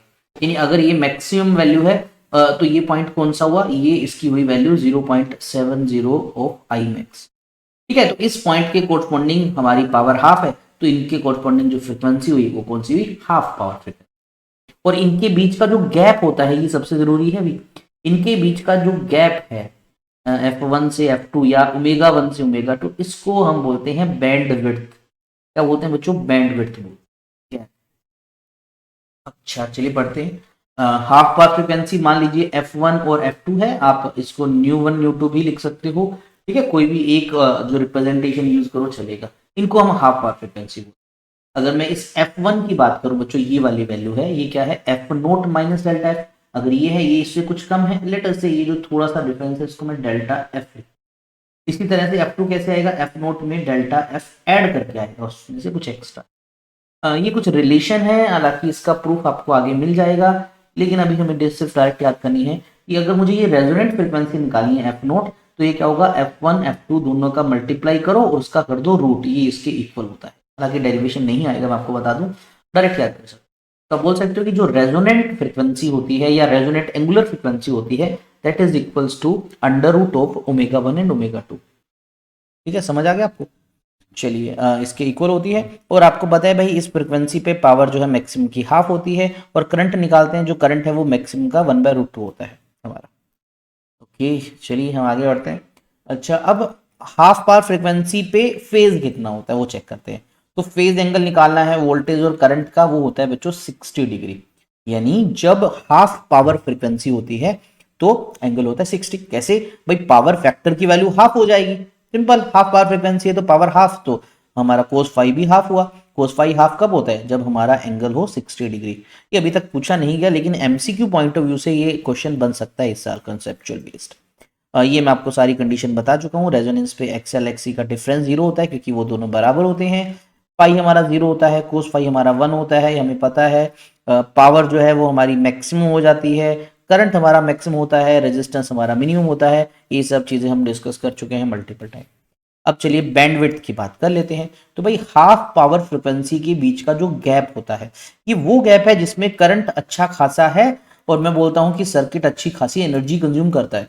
ठीक है, मैक्सिमम एनर्जी वो सर्किट से लेता है या एसी करंट से, एसी वोल्टेज से वो कंज्यूम करता है। The gap between half power frequency, जिसमें LCR resonant circuit maximum energy absorb करेगा, इसको हम बैंडविड्थ बोलते हैं। बैंडविड्थ को हम omega one minus omega two भी लिख सकते हैं, और nu one minus nu two, या अगर आप F one minus F two लिखो तो ऐसे भी लिख सकते हो। ठीक है, अगर ये लिख रहे हो तो टू डेल्टा न्यू या फिर टू डेल्टा एफ ऐसे भी लिख सकते हो बैंडविड्थ इसको। ओके, अब इसका फॉर्मूला है जो डेरिवेशन एनसीईआरटी ने दे रखा है बैंडविड्थ का। अभी तक नहीं कुछ खास पूछा गया बैंडविड्थ के डेरिवेशन पे, फिर भी हम सोल्व कर लेते हैं क्योंकि आगे एक फॉर्मूले में इसका यूज है। चलिए इसको ड्राइव करते हैं बैंडविड्थ का एक्सप्रेशन, हालांकि बहुत ज़्यादा नहीं पूछा हुआ, फिर भी ड्राइव कर लेते हैं। तो मुझे पता है बैंडविड्थ हाफ पावर फ्रिक्वेंसी का कंसेप्ट आपको याद होगा, हाफ पावर फ्रिक्वेंसी। तो हाफ पावर में होता क्या है कि किसी इंस्टेंट की जो पावर है वो मैक्सिमम पावर की हाफ होती है। अच्छा, इस कंडीशन में करंट जो होता है वो क्या होता है, 1/√2 टाइम होता है मैक्सिमम करंट के। अच्छा, करंट को क्या लिख सकते हैं, वोल्टेज बाय रेजिस्टेंस। अब किसी इंस्टेंट का तो जेड ही लगाऊंगा, 1/√2 इज इक्वल्स टू, ये मैक्सिमम है, मैक्सिमम कैसे होता है, V/R होता है, तो यहाँ दोनों साइड से V कैंसिल कर दो, तो क्या हमारा Z is equals to √2 into R के इक्वल आया। देखिए ये हमने ये फर्स्ट इक्वेशन लिखा, यहाँ से ये डायरेक्ट सिस्टम। ठीक है, अब दोनों तरफ स्क्वायर किया, जी स्क्वायर आ गया 2R²। अब यहाँ पर Z इम्पीडेंस है, और आपको मैं यहाँ वैल्यूज लिख देता हूँ जो आपको पता होनी चाहिए। Z को आप लिखते हो √R² plus XL minus XC का होल स्क्वायर। अगर रूट हटाने हैं दोनों तरफ स्क्वायर कर दो, तो Z² की वैल्यू पुट कर दी R² plus XL minus XC का whole square is equal to 2R²। अब इस R² को इधर माइनस कर दोगे तो R² बचेगा, फिर दोनों तरफ रूट कर दो तो XL minus XC is equal to R आ गया। ओके, यहाँ तक ठीक है। अब आपको पता है बच्चों, XL को मैं ओमेगा इंटू एल लिख सकता हूँ, और XC को मैं 1/ओमेगा C लिख सकता हूँ। मैंने दोनों वैल्यू पुट कर दी, XL की भी और XC की भी। ओके, अब मैंने ओमेगा को यहाँ से सॉरी मैंने इस पूरी इक्वेशन को L से डिवाइड किया, इधर भी किया, इधर भी किया और इधर भी। तो यहाँ L से L कैंसिल, ओमेगा आया minus 1/LC, omega is equal to R/L। Okay, आप अब रेजोनेंट फ्रीक्वेंसी की टर्म में चाहिए तो आपको पता है रेजोनेंट फ्रीक्वेंसी का जो स्क्वायर है वो 1/LC होता है। ये कहाँ से आया हमने पीछे पढ़ा है, ध्यान रख लेना। और ये XL और XC को कंपेयर करके ही आया, वहां से आप ये कैलकुलेट कर सकते हो, यहाँ से ही आया। तो मैंने क्या किया, यहाँ 1/LC को लिख दिया ओमेगा नोट, स्क्वायर है इसका। ठीक है, तो ओमेगा माइनस ओमेगा नोट का square by omega is equal to R/L, ये आ गया इतना। अब इसको मैं एक और छोटा सा स्टेप कर रहा हूँ, ध्यान से देखना। Omega as it is minus omega naught square as it is, और ये नीचे है तो मैं इसको ओमेगा की पावर -1 लिख देता हूँ इज इक्वल्स टू R/L। अब यहाँ ओमेगा है उस हाफ पावर फ्रिक्वेंसी की वैल्यू। ठीक है, जब पावर हाफ होती है, ओमेगा नोट रेजोनेंट फ्रिक्वेंसी है, तो आपको पता है ओमेगा होता क्या है, ये resonant frequency plus minus delta omega. Plus minus क्यों लगाया, क्योंकि दोनों तरफ हो सकता है, तो मैंने एक बार प्लस वाला कॉन्सेप्ट यूज किया। ठीक है, तो मैं इस ओमेगा को लिख रहा हूँ omega naught plus delta omega, ये एज इट इज, इसकी जगह फिर वैल्यू पुट कर दी इज इक्वल्स टू R/L। अब क्या किया बच्चों, ये as it is first term. अब इसमें मैंने ओमेगा नोट कॉमन लेना है। अच्छा, पावर -1 है तो वो डिवाइड में चला जाएगा, और यहाँ पर भी डिवाइड में आ जाएगा, तो यहाँ बचा 1 plus delta omega by omega note की पावर -1। ऐसा क्यों किया, ऐसा इसलिए किया क्योंकि बाइनोमियल थ्योरम लगा सकते हैं। अब आप देखें बाइनोमियल थ्योरम अगर 11th की याद हो तो 1 प्लस एक्स की पावर कुछ n हो, और x हमारा बहुत छोटा नंबर है, जीरो मतलब जीरो से भी बहुत ज़्यादा छोटा नंबर है, तो उस केस में ये पावर आप जस्ट यहाँ आगे इस जगह लिख दो, ये 1 प्लस nx बन जाता है। तो यहाँ बाइनोमियल थ्योरम लगाए तो ये जो -1 है बच्चों उसको आप यहाँ लिख सकते हो इस जगह पे। तो omega naught as it is plus delta omega as it is minus omega naught square divide by omega 1, देखो माइनस आ गया यहाँ पर है ना, 1 से मल्टीप्लाई करने से, delta omega by omega naught is equals to R/L। अब क्या किया बच्चों, इससे ये पहले मैंने कैंसिल किया, ये एज इट इज। अब क्या है, ये हमारा omega naught 1 minus delta omega divide by omega naught is equals to R/L। अब इसको मल्टीप्लाई कर दो यहाँ अंदर, तो एक ओमेगा नोट आ गया और ये वाला कैंसिल हो जाएगा। फिर जब पूरा ऐड करेंगे तो बच्चों ये इससे कैंसिल हो जाएगा, delta omega plus delta omega हमारा 2 डेल्टा ओमेगा, R/L आया तो डेल्टा ओमेगा आ गया R/2L। एक साइड का गैप मुझे पता लग गया R/2L है, हमें बैंडविड्थ चाहिए वो तो इसका डबल होता है। तो बैंडविड्थ अगर हम लिखें तो मैं यहाँ लिख देता हूँ bandwidth is equals to 2 of delta omega, वो कितना आ जाएगा R/L। तो बैंडविड्थ का फॉर्मूला हमारे पास आया R/L। ठीक है, ये हमने फॉर्मूला ड्राइव कर लिया। ओके, चलिए अब नेक्स्ट पार्ट पे चलते हैं। बैंडविड्थ के फॉर्मूले के बाद तो हमारा जो नेक्स्ट टॉपिक है वो है क्वालिटी फैक्टर। जनरली ये आपका मतलब किसी क्वेश्चन के साथ में पूछ लिया जाता है 1 और 2 मार्क्स में अटैच करके। सो देखिए कोई भी LCR सर्किट है उसको हम एक AC वोल्टेज देते हैं, वो एनर्जी कंज्यूम करता है, हमें पता है। ठीक है, तो आपसे बोलूँ भाई एक ऐसा फैक्टर जो हमें बताए कि किसी एलसीआर सर्किट ने कितनी एनर्जी स्टोर की और कितनी उसने वापस दे दी, लॉस कर दी, उसको कहीं ना कहीं बताता है। इसके मल्टीपल फॉर्मूले हैं। इससे बेस्ट एक और डेफिनेशन बताता हूं, देखो पहली सिंपल। तो क्वालिटी फैक्टर को क्यू से रिप्रेजेंट करते हैं, is equals to 2 pi multiply by maximum energy एक साइकिल में स्टोर की उस सर्किट ने, डिवाइड बाय कितनी उसने एक साइकिल में लॉस कर दी। इससे बढ़िया ये डेफिनेशन ज्यादा एक्यूरेट है, आप इसकी टर्म में डिफाइन कर सकते हो। क्वालिटी फैक्टर या जिसको क्यू फैक्टर बोलते हैं is ratio of resonant frequency and bandwidth. अगर आप रेजोनेंट फ्रीक्वेंसी को बैंडविड्थ से डिवाइड कर देते हो, आपके पास क्वालिटी फैक्टर आ जाता है। ठीक है, तो omega note divide by 2 times delta omega. 2 times क्यों लिखा, क्योंकि बैंडविड्थ आपको याद होगा ग्राफ में इस तरह से था, ये डेल्टा ओमेगा टोटल ये बैंडविड्थ है हमारी, ये टर्म जो है। एक और डेफिनेशन है या एक और फॉर्मूला है इसका, क्या सुन लीजिए ध्यान से, रेजोनेंट फ्रीक्वेंसी का, कि अगर आप देखो एलसीआर सर्किट में तो उसमें कितना वोल्टेज हमने इंडक्टर पे लगा रखा है और कितना वोल्टेज रजिस्टर में फ्लो कर रहा है, इसका रेशो, या फिर कितना वोल्टेज हमने कैपेसिटर पे लगा रखा है डिवाइड बाय कितना रेजिस्टेंस पे वोल्टेज आया, इसका रेशो, ये भी क्वालिटी फैक्टर के ही इक्वल होता है। और सबसे मेन फॉर्मूला जो आपने याद करना है बच्चों, वो ये वाला फॉर्मूला है, बहुत ज्यादा इंपॉर्टेंट। अब अगर इसकी मैं वैल्यू निकालता हूं तो बहुत इजी है वैल्यू निकालना, ठीक है। आपने अभी थोड़ी देर पहले हमने एक प्रूफ किया कि delta omega R by 2 L है, तो यहाँ से क्वालिटी फैक्टर की वैल्यू अगर हम वैल्यू निकालना चाहें यहाँ से, तो ओमेगा नोट जो है डिवाइड बाय बैंडविड्थ यानी 2 डेल्टा ओमेगा, यहाँ इसकी वैल्यू पुट करें तो हमारे पास आ जाता है omega naught L by R, या फिर इन दोनों फॉर्मूले से भी निकाल सकते हैं। अभी चलो मैं 3 तरीकों से आपको वैल्यू निकाल के बताता हूँ क्वालिटी फैक्टर की। फर्स्ट है हमारा resonant frequency divide by 2 delta omega. अब यहाँ पर आपको पता है ओमेगा नोट जो है वो हमारा होता है, ओमेगा नोट जो होता है under root of 1 by L into C, यही तो होता है। तो मैं यहाँ पर इसको पुट कर देता हूँ 1 by under root L into C. देखो 2 डिवाइड में एज इट इज है, और डेल्टा ओमेगा की वैल्यू है आर बाई 2 एल, आर इधर चला गया, 2 एल चला गया ऊपर की तरफ, 2 से 2 कैंसिल हुआ, तो आपके पास देखो एक एल इससे कैंसिल हो जाएगा, तो आपके पास आएगा 1 बाई आर, ऊपर अंडर रूट एल और नीचे अंडर रूट सी। तो आप इसको लिख सकते हो 1 by R under root of L by C. ये क्वालिटी फैक्टर का एक फॉर्मूला बन गया अगर मुझे मैथमेटिकली कैलकुलेट करना हो। चलो फॉर्मूला नंबर 2, इस फॉर्मूले से तो मुझे पता है क्वालिटी फैक्टर तो V L by V R भी तो होता है। वी एल को लिख सकता हूँ करंट इंटू एक्सएल, ये बना करंट इंटू रेजिस्टेंस, ये आई से आई कैंसिल। एक्सएल को लिख सकता हूँ मैं omega naught into L divide by R. Omega naught को क्या लिख सकता हूँ बच्चों, ओमेगा नोट को 1 बाई रूट एल सी लिख सकता हूँ, 1 by root L into C multiply by L into R. तो ये इससे कैंसिल हो जाएगा, तो आपके पास बचेगा 1 by R under root of L by C. बन गया फॉर्मूला।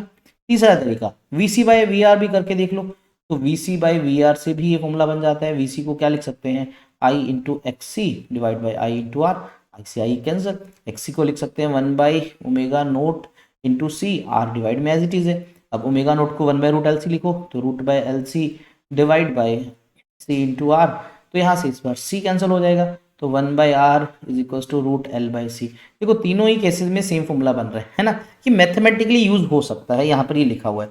बट आपको ये सबसे मेन स्टार वाला फिर बोल रहा हूँ कि याद रखना ही रखना है। अच्छा ये क्वालिटी फैक्टर बताता क्या है, हमारा मेन काम तो ये समझना था ना। क्वालिटी फैक्टर एक्चुअल में सिग्नल की क्वालिटी को बताता है। सिग्नल की क्वालिटी का मीनिंग क्या, अब देखिए, अब ये एक ग्राफ देखो, ये ग्राफ भी काफी इंपॉर्टेंट है। इस साइड में आप जो देख रहे हो ये करंट की वैल्यूज है, और इस साइड में जो आप देख रहे हो वो फ्रीक्वेंसी है। ठीक है, तो हमने क्या किया, हमने कोई ग्राफ प्लॉट किया, किसी सर्किट में एसी जा रहा है तो ये उसका ग्राफ आ गया। ओके, ये हमारी रेजोनेंट फ्रीक्वेंसी है, और लेटर से कोई हाफ पावर फ्रीक्वेंसी भी होगी, हम उसके अकॉर्डिंग बैंडविड्थ भी निकाल सकते हैं। तो अभी अभी हमने देखा भाई क्वालिटी फैक्टर का हमारे पास जो फॉर्मूला था वो था Q is equal to 1 by R under L by C, या फिर रेजोनेंट फ्रीक्वेंसी बाय बैंडविड्थ ये है।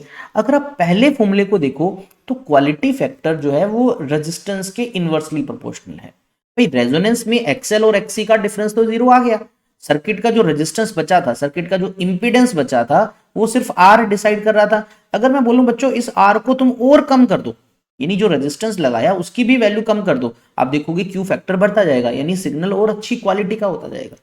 दूसरा, ये जो क्यू है आप देखो बैंडविड्थ के इनवर्सली प्रोपोर्शनल है। क्यू जो है वो बैंडविड्थ के इनवर्सली प्रोपोर्शनल है, यानी जितनी कम बैंडविड्थ उतना सिग्नल अच्छा।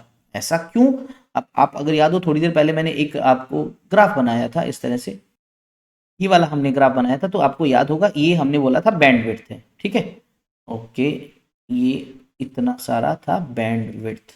ओके, अब सोचो ये किसी R1 रेजिस्टेंस पे है, देखो एक्सएल और एक्सी बराबर हो चुके हैं, इंपीडेंस सिर्फ आर डिसाइड करेगा, तो वो R1 है। मैंने रेजिस्टेंस को फर्दर और डिक्रीज किया, तो मैंने इसकी वैल्यू R1 से R2 कर दी, where R2 is less than R1। आप देखोगे कि जो कर्व है ना जो हमने बनाई थी, ये आपको और ऐसे शार्प दिखेगी R2 पे अगर हम बनाएंगे तो R2 पे ऐसा बन गया। देखो रेजोनेंट फ्रीक्वेंसी अभी भी वही वैल्यू कैरी कर रही है, लेकिन मैक्सिमम करंट बढ़ गया। क्यों बढ़ गया? आपको पता है भाई, मैक्सिमम करंट कैसे निकालते हो? वोल्टेज डिवाइड बाय जेड की वैल्यू पता है R से। अब R को मैंने पहले से और कम कर दिया, तो मैक्सिमम करंट बढ़ जाएगा, तो आप देखोगे पीक ऊपर चली जाएगी, और पीक जब ऊपर जाएगी तो भाई उसका हाफ पीक बैंडविड्थ उसके कोरस्पॉन्डिंग भी क्या हो जाएगी? कम हो जाएगी, बैंडविड्थ कम होती जाएगी। तो जैसे जैसे सर्किट का रेजिस्टेंस कम करते जाओगे, ग्राफ पीक की तरफ जाएगा, बैंडविड्थ डिक्रीज हो जाएगी, यानी सिग्नल आपका मोर शार्प होता जाएगा। शार्प होने का मतलब क्या है कि भाई आप देखोगे हमारी जो मैक्सिमम करंट और जो हाफ पावर है उनके बीच का जो गैप है वो कम हो जाएगा, यानी हमें एक्यूरेसी ज़्यादा मिलेगी। यानी अगर हम बात करते हैं लार्ज वैल्यू ऑफ आर, यानी अगर हम रेजिस्टेंस की वैल्यू ज्यादा करें उस केस में करंट जो है वो डिक्रीज हो जाएगा, बैंडविड्थ उसमें बढ़ जाती है, क्वालिटी फैक्टर डिक्रीज, वो सिग्नल अच्छा नहीं कहलाता। वहीं अगर हम क्या करते हैं, आर की वैल्यू कम कर देते हैं तो उससे करंट मैक्सिमम बढ़ जाएगा, जिससे बैंडविड्थ डिक्रीज हो जाएगी, क्वालिटी फैक्टर बढ़ जाएगा, तो वो हम ज़्यादातर प्रेफर करते हैं। तो आपको इस तरह का ग्राफ देखिए, एक क्वेश्चन ये भी मिल सकता है कि भाई अगर ये नीचे वाले का रेजिस्टेंस R1 है, ऊपर वाले का R2 है, तो इनको अरेंज करो, तो R2 is less than R1, यानी ऊपर जिसका ज्यादा पीक शार्प होगा उसका रेजिस्टेंस उतना कम है, यानी ठीक है। ये एक टर्म है मैग्निफिकेशन, हालांकि नहीं पूछी जाती बच्चों ये, मैंने इनडायरेक्टली आपको एक्सप्लेन कर दी कि ये होता क्या है, ठीक है। ये क्वालिटी फैक्टर से रिलेटेड ही टर्म है। रेजोनेंस पे VL और VC तो बराबर है, और रेजोनेंस कंडीशन में वोल्टेज अक्रॉस L और C जो है उसको quality factor multiply by supplied voltage भी लिख सकते हैं जो हमने सप्लाई की है, ठीक है। ये क्यू हमारा यहाँ पर क्वालिटी फैक्टर है, ठीक है। यानी जो रेजोनेंस मैग्निफिकेशन फैक्टर है एक्चुअल में वो क्वालिटी फैक्टर का ही नाम होता है, कभी कभी आपको मिल सकता है, बट आपको मैग्निफिकेशन वाला टर्म नहीं, आपको क्यू फैक्टर ही मिलेगा। क्यू फैक्टर जितना ज़्यादा होगा वो सर्किट जो है वो ग्राफ उतना ज़्यादा शार्प होगा, यानी जो बैंडविड्थ है 2 ओमेगा नॉट वो उतना कम होगा, और करंट हमें उस केस में उतना ज़्यादा मिलेगा, एंड वाइस वर्सा, उसका उल्टा, ठीक है। ओके, चलिए अब ये जो पढ़ा हमने सीरीज एलसीआर सर्किट का, भाई इसका यूज क्या है, हम क्यों पढ़ रहे हैं? तो इसका कॉन्सेप्ट यूज होता है ट्यूनिंग ऑफ सर्किट में, ये इसकी एप्लीकेशन है, किसकी? रेजोनेंस की। कैसे मैं आपको बताता हूँ, देखो हमारे घर में जो रेडियो सिस्टम पहले हुआ करते थे, या जो हमारा जो घर में टेलीविजन का सेट है, या आजकल तो एलईडी यूज करते हैं, उन सब में रेजोनेंस की कंडीशन यूज होती थी। कैसे यूज होती थी? देखिए हमारे घर में जैसे कोई भी इंस्ट्रूमेंट है वो एक एंटीना के साथ कनेक्टेड होता है। आजकल तो आपने देखा होगा डिश टीवी या उनके लिए जो है पैराबोलिक शेप के एंटीना लगे होते हैं, पहले नॉर्मल एंटीनाज होते थे, चाहे कोई भी एंटीना हो। वो करता क्या है, वो एटमॉस्फेयर में से बहुत सारे रेडियो सिग्नल्स जो हैं, जो डिफरेंट डिफरेंट सिग्नल अलग अलग स्टेशन से आ रहे हैं, वो उन सबको रिसीव करता है, यानी वो एक नहीं बहुत सारे सिग्नल रिसीव कर रहा है। Signals picked up in the antennas act as a source of tuning circuit to the radio. वो जितने भी सिग्नल आते हैं वो सब जो है वो इनपुट वोल्टेज की तरह काम करते हैं हमारे लिए। अब सोचो हमारे घर में यानी हमारा जो टीवी सेटअप है या जो रेडियो है, अगर मान लीजिए उसके अंदर 10 अलग अलग फ्रिक्वेंसी के सिग्नल आ रहे हैं, लेट अस सपोज, ठीक है, मैंने नाम दे दिया 1 2 3, चलो 10 भी नहीं, मैं 5 मान लेता हूँ। मान लीजिए 5 डिफरेंट फ्रिक्वेंसी के सिग्नल आ रहे हैं, तो इन पांचों की वजह से सर्किट में करंट आ जाता है, लेकिन वो 5 अलग अलग फ्रिक्वेंसी की वजह से है, करंट सबकी वजह से आ गया, लेकिन सब करंट थोड़ा थोड़ा है। अब क्या करते हैं, जो सर्किट है हम, यानी जो हमारा जो सिस्टम है, हम इसको चलाएंगे रिमोट कंट्रोल से। तो आपको पता होगा रिमोट कंट्रोल से हम बटन दबाते हैं, एक पर्टिकुलर चैनल सेट करते हैं। तो लेट अस से मैंने रिमोट का बटन दबाया, उससे हम करते क्या है, हम इनमें से किसी एक फ्रिक्वेंसी को चूज करते हैं। लेट अस से मैंने बटन दबाया, उससे 3 वाला सिग्नल जो है ये वाला मुझे सेलेक्ट करना था। जैसे मैंने बटन प्रेस किया तो इस वाले इस पर्टिकुलर जो फ्रिक्वेंसी है इसके कोरस्पॉन्डिंग जो है करंट जो है वो मैक्सिमम हो जाता है, क्योंकि रेजोनेंस की कंडीशन मिल जाती है। तो करंट मैक्सिमम होना मतलब इसकी वजह से सर्किट में करंट बहुत ज़्यादा हो जाएगा, और उसके कंपैरिजन में बाकी सबका कम होगा। अगर इसका करंट ज़्यादा हो गया यानी ये सिग्नल रिसीव हो गया। अगर रिमोट कंट्रोल से मैं दूसरा बटन प्रेस करता हूँ किसी और चैनल का, इट मीन दूसरे के लिए रेजोनेंस हो जाएगा, उसका करंट मैक्सिमम हो जाएगा, बाकी सब कम हो जाएंगे। तो इस तरह से हम ट्यूनिंग में सर्किट में इस तरह से सिग्नल्स को रिसीव करते हैं, ठीक है। तो जनरली ये काम होता है। और यहाँ ध्यान देने वाली बात क्या है, देखो भाई ट्यूनिंग में जनरली करते क्या है, ट्यूनिंग कैसे की जाती है, तो हमें फ्रिक्वेंसी को चेंज करना होता है रिमोट कंट्रोल में, ठीक है। वो फ्रिक्वेंसी चेंज होती कैसे है, तो जनरली जो कैपेसिटर होता है ना, उसका यूज़ किया जाता है उसकी वैल्यू को चेंज करके। रीज़न क्योंकि इंडक्टर की नंबर ऑफ कॉइल को चेंज नहीं किया जाता था, कैपेसिटर को हम वेरी करके ये काम करवा लेते हैं, हम हमारे सिस्टम को एक पर्टिकुलर फ्रिक्वेंसी पे सेट कर लेते हैं, ठीक है, रेजोनेंस का कंडीशन यूज़ होती है।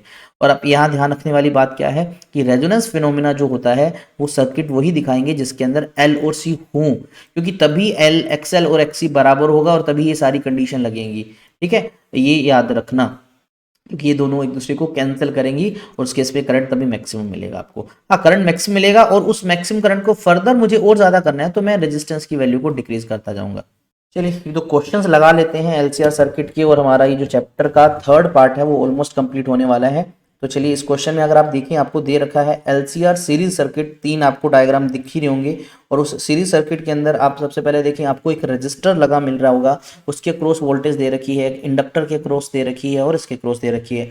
आपसे पूछा क्या भाई आप बताओ हमने कितना जो है वोल्टेज अप्लाई किया था, तो भाई वोल्टेज अप्लाई निकालना है, तो आप कुछ बच्चे बोलेंगे सीधा जोड़ दें, नहीं भाई एलसीआर सर्किट है, ठीक है, वोल्टेज एट आर का square voltage at L minus voltage at C का स्क्वायर, ये फॉर्मूला लगाना पड़ेगा, ठीक है। वी आर कितना है 40 का स्क्वायर प्लस 50 माइनस 20, मैं डायरेक्ट 30 लिखता हूँ इसका स्क्वायर, भाई इसको सोल्व करें तो हमारे पास आंसर में 50 वोल्ट आ जाएगा।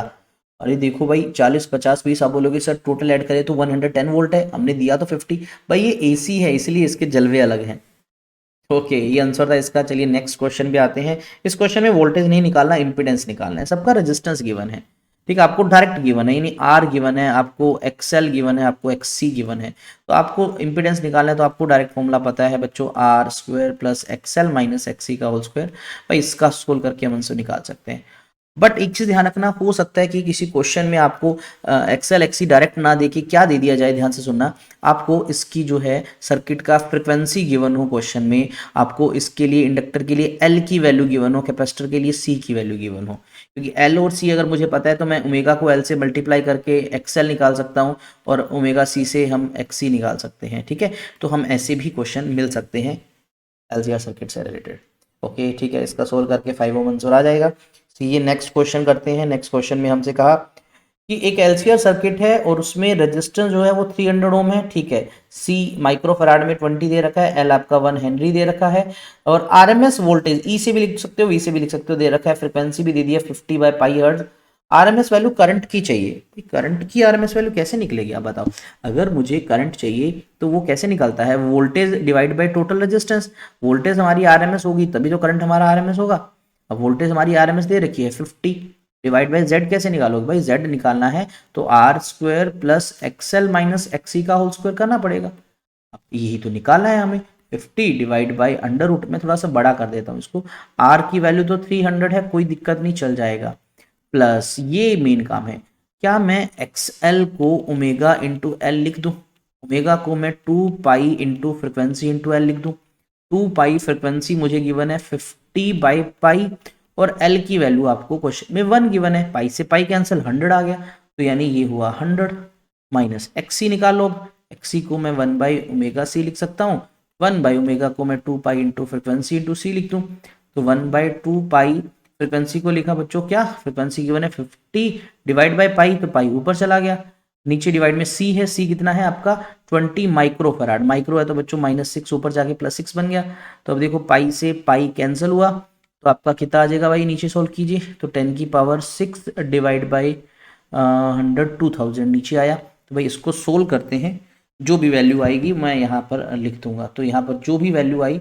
ठीक है, इसको लिख, इस पूरे का स्क्वायर कर, इस पूरे को करना है आपको सोल्व, तो आपका जो आंसर आएगा वो ऑलमोस्ट आएगा 0.1 एम्पियर, इस तरह से क्वेश्चन सोल्व हो जाएगा, ठीक है। जनरली ये आप देखेंगे सी की वैल्यू आपको माइक्रो और इनमें ही मिलेगी, बट ये टर्म ऊपर जाके एक पॉजिटिव नंबर बना देगी, और यहाँ पर ये बड़ा हो ये बड़ा हो कोई मैटर नहीं करता, क्योंकि पूरे का स्क्वायर होना है, आपके पास ओवरऑल एक पॉजिटिव नंबर ही आएगा, तो टेंशन लेने वाली यहाँ पर कोई बात नहीं है। ओके ठीक है, ये आंसर हम देख सकते हैं, सोल्व कर सकते हैं। क्वेश्चन है जो एनसीईआरटी का है, आपसे कहा एयरपोर्ट पे एक आदमी है, उसको जाना है एक डोरवे में से जिसमें एक मेटल डिटेक्टर लगा है, सिक्योरिटी रीजन के लिए आपको पता है ही she is carrying anything made of metal, वो मेटल से एक चीज कैरी कर रहा है और इतने में उसने एक साउंड क्रिएट कर दिया मेटल डिटेक्टर ने, बता सकते हैं किस फिनोमेना पे काम कर रहे हैं, तो बच्चों ये रेजोनेंस के फिनोमेना पे काम कर रहा है। तो भाई इसकी अगर मैं आंसर की बात करूँ तो कुछ ऐसा समझो कि ये जो डोर रहता है, जो डोरवे गेट बना होता है जिसके अंदर से हम पास हो रहे होते हैं, तो बच्चों ये जो डोर है एक्चुअल में बहुत सारी कोयल से बना होता है, इसमें बहुत सारी कोयल होती है। ठीक है, क्या होती है, बहुत सारी कोयल्स लगी होती हैं इसके अंदर। और ये कोयल जो है ये एक एल की तरह काम करता है, और ये कैपेसिटर से कनेक्टेड होती है। ठीक है, एक सी से कनेक्टेड होती है। और जैसे ही क्या करते हैं हम, मान लीजिए हमारे पास कोई मेटल का पीस है और हम उसके अंदर से पास होते हैं, तो पास होने से क्या होता है, इस एल का इम्पिडेंस, मतलब देखो भाई जैसे इसके अंदर पास होंगे, मेटल का पीस जब कोयल में से पास होता है तो इसका एल का जो फैक्टर है ये चेंज होगा। एल का जैसे फैक्टर चेंज होगा तो सर्किट का इम्पिडेंस चेंज होगा, और सर्किट का जैसे ही इम्पिडेंस चेंज होगा तो करंट चेंज होगा। करंट चेंज होते ही ये डिटेक्ट कर लेगा भी कुछ गड़बड़ है, कुछ ना कुछ तो मेटलिक एंटर किया है जिसकी वजह से ये कुछ हुआ है। तो इस तरह से हमें पता लग जाता है कि कोई मेटल अंदर गया है। और हाँ, और आगे मतलब एडवांस टेक्नोलॉजी में तो हम ये भी अलग अलग सेट कर सकते हैं कि एक पर्टिकुलर फ्रिक्वेंसी से हमें पता लग जाता है कि भी कौन सा मेटल है, वो भी एग्जैक्टली पता लग जाता है। तो ये इसका आंसर है, हम चेक कर सकते हैं। अब एक लास्ट पार्ट, हमने एलसीआर पढ़ लिया। ये जो भी पेज है ये आपके एग्जाम पॉइंट ऑफ व्यू से मतलब अगर देखें तो ये डायरेक्ट नहीं है, ये मैंने एक्स्ट्रा ऐड किया है सिर्फ समझाने के लिए कि एलसीआर में अगर मैं बोलूँ आरएल सर्किट, तो आरएल सर्किट कब आएगा, अगर मैं सी को इग्नोर कर दूं, मैं जहां जहां सी था, जहां जहां एक्सी था उसकी वैल्यू में जीरो पुट कर दूं, तो मेरा जो सर्किट बनेगा वो आरएल सर्किट बनेगा। अब आर देखो, आर ने तो कुछ करना नहीं होता, लेकिन एल है तो ये भाई इंडक्टिव डोमिनेंट होगा। इंडक्टिव डोमिनेट है तो आपको पता है वोल्टेज आगे होगा, किससे, करंट से होगा। वोल्टेज टोटल निकल जाएगी इस फॉर्मूले से। अदरवाइज जनरल फॉर्मूला क्या होता है, V R square plus V L minus V C, V C को जीरो पुट कर दो तो हमारे पास टोटल वोल्टेज आ जाती है। ऐसी अगर मैं आरसी सर्किट की बात करूं तो क्या है, एल को जीरो लेके चलो, एक्सएल को जीरो लेके चलो, वी एल को जीरो लेके चलो, बाकी जो रिजल्ट है वो हमारे पास आ जाएंगे। और अगर यहाँ पर कैपेसिटर है तो भाई कैपेसिटर जो है वो डोमिनेंट होगा, तो कैपेसिटर डोमिनेंट है तो भाई वोल्टेज पीछे रहेगी करंट से हमारा। और सर्किट अगर एल और सी है तो मुझे आर को जीरो लेके चलना है, और आर को जीरो लेके चलना है तो बच्चों यहाँ पर एल और सी की एक्चुअल वैल्यूज डिसाइड करेगी कि डोमिनेंसी इसमें किसकी है। और यहाँ वोल्टेज, और जो वोल्टेज इंडक्टर की है और कैपेसिटर की है वो 180 के फेज पे होंगी। जो बड़ी वैल्यू है उसमें से छोटी वैल्यू माइनस हो जाएगी, हम रिजल्टेंट निकाल सकते हैं। वहीं अगर हम फेज की बात करें तो भाई आरएल सर्किट है तो भाई एल दिख रहा है तुम्हें, एल दिख रहा है तो आपको पता है वोल्टेज आगे ही मिलेगी पक्का करंट से। कितने एंगल से, ज्यादा से ज्यादा पाई बाय टू, तो मैं लिख सकता हूँ जीरो से लेके पाई बाय टू के अंदर। और अगर यहाँ सी है तो करंट जो है आगे होगा, वोल्टेज पीछे होगी, लेकिन एंगल -90 से जीरो के बीच में होगा। और एलसी के अंदर बच्चों कुछ भी हो सकता है, वी भी आगे बढ़ सकता है, करंट भी आगे बढ़ सकता है, वो डिपेंड करता है डोमिनेंसी किसकी है, एक्सएल बड़ा है या एक्सी बड़ी है। इंपीडेंस का फॉर्मूला जनरली क्या होता है, R square XL minus XC का होल स्क्वायर, ये तो फॉर्मूला होता है। ठीक है, इस पूरे का रूट कर दो। अगर सर्किट हमारा आर और एल है तो एक्सी को जीरो पुट कर दो, अगर आर सी है तो एक्सएल को कर दो, और अगर हमारा एलसी सर्किट है तो आर को जीरो पुट कर दो। तो हम इस तरह से जेड कैलकुलेट कर सकते हैं। ठीक है, इन तरीकों से। वहीं अगर हम इम्पीडेंस की बात करें तो जनरली आरएल सर्किट में ग्राफ कुछ ऐसा होता है, आरसी में ऐसा होता है, एलसी में ऐसा होता है। ये हमें नहीं पढ़ना, इसकी कोई ज़्यादा रिक्वायरमेंट नहीं है, और इनको भी हमें नहीं देखना। ठीक है, स्टार्टिंग के कुछ पॉइंट्स थे मैंने आपको क्लियर कर दिए, बाकी ये बहुत ज़्यादा नहीं पूछे जाते। तो लास्ट टॉपिक बचा है वोटलेस करंट का, इस वीडियो पार्ट का, वोटलेस करंट जिसको आइडियल करंट भी बोलते हैं। अब वोटलेस, वोट यूनिट जो होता है बच्चों वो पावर का होता है। वोटलेस लिख दिया मतलब पावरलेस, पावरलेस मतलब पावर जीरो। अगर हमारे पास कोई ऐसा करंट है जिसकी वजह से पावर कंज्यूम हो ही ना, एवरेज पावर कंज्यूम्ड जीरो आ जाए, उस करंट को वोटलेस करंट बोलते हैं। ठीक है, ऐसा करंट जिसकी वजह से जो एवरेज पावर कंज्यूम्ड है वो कितनी हो, जीरो हो, हम उसको वोटलेस करंट बोलते हैं। कैसे होता है, लेटर से किसी सर्किट में जो है ये वोल्टेज है किसी इंस्टेंट पे, और करंट है ये, और इनके बीच में जो फेज डिफरेंस है वो फाई है। अगर मैं कंपोनेंट करूं इस आई के, तो एक कंपोनेंट इधर होगा, इसको मैं आई कोस फाई लिखूंगा, और एक इधर होगा वो होगा आई साइन फाई। अब मैं आपसे पूछूं बच्चों, जो ये आई साइन फाई करंट है, कौन सा, आई साइन फाई जो करंट है, क्या ये वोल्टेज के परपेंडिकुलर है? वोल्टेज के परपेंडिकुलर है तो भाई ये कितना फेज डिफरेंस देगा, 90 देगा। और आपको पता है कोस 90 पुट करते ही आपके पास क्या आ जाएगा, जीरो आ जाएगा। तो आपकी पावर कंज्यूम्ड जीरो आ जाएगी। ठीक है, किसकी वजह से, साइन की वजह से जीरो आ जाएगी। तो इसका मतलब ये जो आई साइन फाई करंट है ना, ये वाला करंट, इस करंट ने average power consume zero show की, तो मतलब मैं इस करंट को आई साइन फाई को क्या बोल सकता हूं, वोल्टलेस करंट। अगर कोई करंट किसी सर्किट में वोल्टेज से 90 डिग्री पे है, 90 डिग्री के फेज डिफरेंस पे है, तो वो हमारा वोल्टलेस करंट होता है। क्लियर? तो ये आपका इस तरह से आपका पार्ट 3 कंप्लीट होता है। तो ये पार्ट थोड़ा सा इंपॉर्टेंट है। जब हम प्रीवियस ईयर क्वेश्चन प्रैक्टिस करेंगे तो आपको क्लियर हो जाएगा कि किस तरह के क्वेश्चन पूछे जाते हैं इस वीडियो से, इस स्पेसिफिक पार्ट से। तो इसके बाद नेक्स्ट जो पार्ट रहेगा वो भी काफ़ी इंपॉर्टेंट है, क्योंकि हम उसमें ट्रांसफॉर्मर नाम से एक डिवाइस है उसको डिस्कस करेंगे, एसी जनरेटर को, और सीबीएसई ने इस साल सैम्पल पेपर में जो क्वेश्चन लॉन्च किए हैं उसको डिस्कस करेंगे उस वीडियो पार्ट के अंदर। तो मिलेंगे नेक्स्ट वीडियो में। Stay safe, stay happy. जय हिंद, जय भारत।